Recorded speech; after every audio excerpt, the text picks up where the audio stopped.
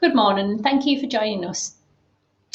Myself, Sarah Lewins and Tracy Parvier have been working on the action research question, how do trial teachers develop knowledge and practice of a mastery approach? So why did we decide on this topic? Well, the mastery approach was born after it was discovered in Singapore their maths skills were very, very poor. In fact, in 2008, it was commented by Ofsted that the England schools that were teaching maths became very concerned of the results that were coming out of schools. In 2009 and 12, it was also noted international results in Singapore systems. Their children were outperforming the international peers by very healthy levels. So in 2013, the government in the UK decided to start investigating. And what they did was they visited the country and they found that these children were actually 3 levels above those children in England. Following on from those meetings, in 2014, our Department for Education funded a trip for an exchange. And this was between our schools and the schools in Shanghai. The whole idea of this exchange was for them to look at these methods of mastery and what was actually going on in this country. Also around about this time, the maths hubs were formed. And across England, there were 35 maths hubs in total. Also in 2016, our government announced their plans to inject further £41 million in our mathematics education. It was then starting to come out in the media and professionals about this mastery approach. There was a lot of information on systems and a lot was being published. This was when likes of myself started to take notice and think, what's actually happening? In 2019, last year, the Centre for Excellence opportunity came up that we could start looking at mastery methods. It all made sense as because this was happening in primary and also starting to come into secondary, what was actually happening with further education. Since all this started to come into force in 2014, you can now see that there are 530 mastery schools. And as you can see from these stats, 5,800 teachers have been developed, which has then had an impact to over 170,000 students. So this is now bringing us to date. What have we actually done about it since getting involved in 2019? In the initial stages, we were slightly overwhelmed with the amount of literature relating to mastery, because we soon realised that most of it was more applicable to a primary or secondary setting. One of the first books we read was Helen Drury's How to Teach Mathematics for Mastery, which proved to be a very useful starting point. Then came more academic reading such as Sternberg. Whilst the academic reading allowed us to gain some insight into the theory behind the mastery approach, it wasn't particularly useful at helping us develop our skills and application of the methods used. It wasn't until we met Alan Davies at a Teach Meet in July 2019 that we set ourselves on the right path with our research in terms of using and adapting the White Rose scheme of learning to aid our understanding of the mastery pedagogies. More hands-on CPD has been the most useful piece of information research that we've carried out. For example, we attended an open classroom hosted by our local maths hub. We've engaged in online CPD sessions with White Rose, and we even hosted a training event at Gateshead College with Norma Honey. YouTube has been particularly helpful as we have watched numerous videos to aid our online our teaching within line with mastery methods. So what did we find out? We know that maths activities and classroom pedagogy are very important for students' learning. To support this, we must also support our teachers while they are in their roles as maths teachers in the classroom. Traditionally, it was thought that gaining a teaching qualification was good enough to be a good teacher. But through our research that we've been doing over the last couple of months, it is clear that continued training is a major element in these mastery countries. During this project, I have noticed that many researchers have agreed that Asian countries have developed an excellent training scheme for teachers than anywhere else in the world. Let's have a look at what they've found and said.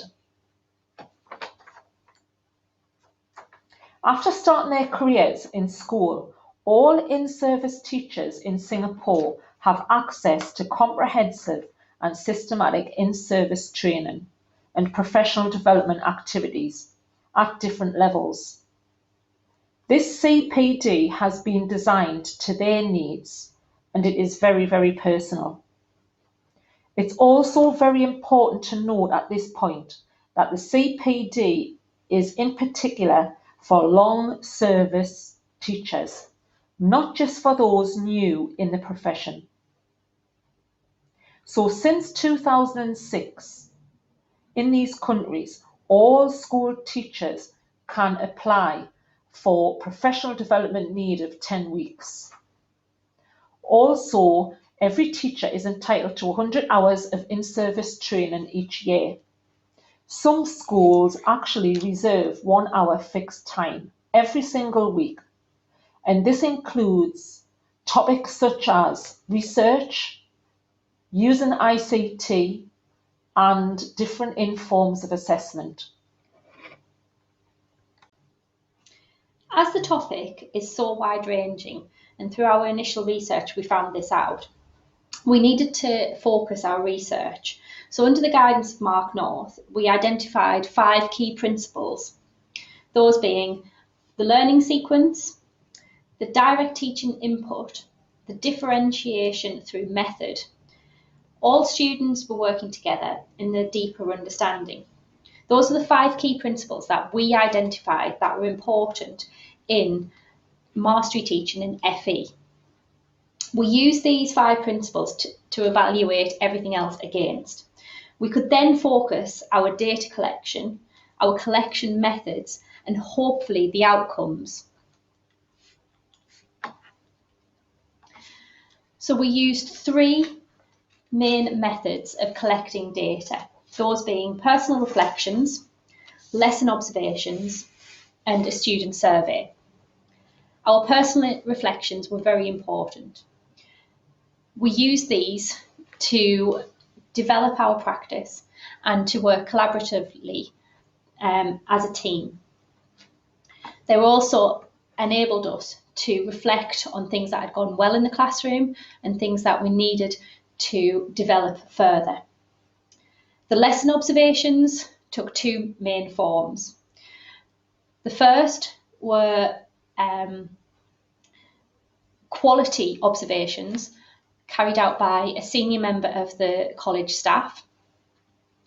And the second were more informal observations, which were based around an observation schedule, which we developed and adapted throughout the process. The third method was the student survey. Now, the students had positive feedback, things like they said it kept them busy and the lessons were really hands-on. And one of the main things that came out of the lesson observations in terms of the students was that at no point during the lessons were students off topic. They were 58% of the time involved in activities which kept them doing things other than just writing all the time. The teachers were also given plenty to do in the sessions, ranging from things like questioning, discussion-based activities, and what we classed as teaching or instructing. So go back to our initial question, how do we develop our knowledge and practice of the mastery approach. We've discussed and shown you how our background is been a lot in research and how we've gathered our information. But what we would like to share with you now is a short video on our students inputting everything that we've been talking about today in practice.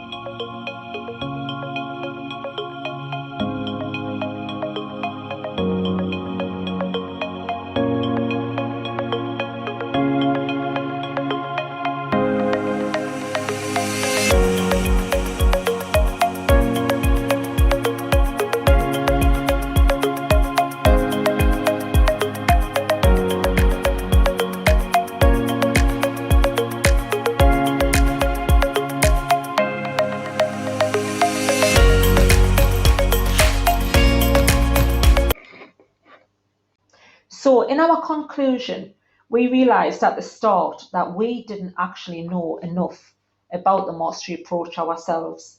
And this is why we used the approach of developing our own understanding before we could actually roll it out to anybody else. And as you can see by these bullet points, mastery has become the word that sums up good maths teaching.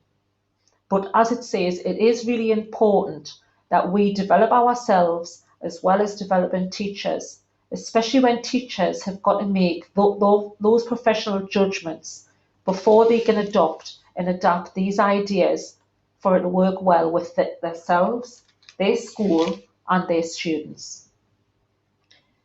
As part of our recommendations as a result of this action research, we identified 4 key areas. The first being our own CPD and our own knowledge and application of mastery pedagogies needs to continue. We need to develop ourselves even further, as we do not profess to be experts. Even after a few months of doing this, it's going to take a few years for us to be able to really understand the approach properly. The second thing that we would like to do, and this is going to be an ongoing recommendation, is that we would like to develop our colleagues within the organisation. We would like to encourage them to become involved with the project and hopefully develop and upskill themselves and be able to use the mastery pedagogies and approaches effectively within the classroom. Thirdly, we would like to then roll that CPD out to external partners who are also involved in the Centre for Excellence for Maths and widen the scope of our CPD delivery. And lastly, but possibly the most important part of this, would be to develop a whole college approach for maths delivery. This would require the input from senior management as well as the whole maths team. We would be looking at developing teachers across the whole of the maths department, those who deliver GCSEs and functional skills qualifications, so that we have a more coherent approach to curriculum design, lesson planning and pedagogies.